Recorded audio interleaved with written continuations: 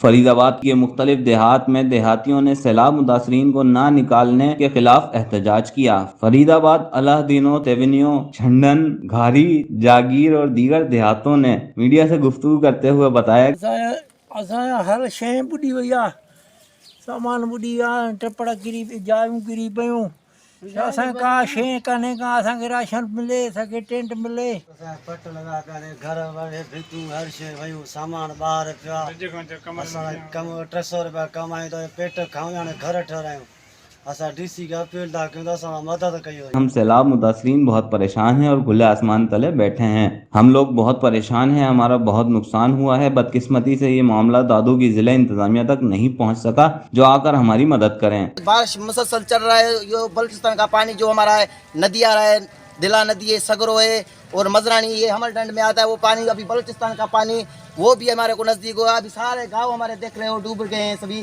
فرید آباد سٹی کو بھی ابھی پانی جو شہر ہے ہمارا اس کو بھی جو بندوں پہ بہت دباؤ ڈال رہا ہے۔ یہ بارش کا مکمل جو ہے سارا نظام دھرم برم میں ہمارا کوئی مدد نہیں ہے۔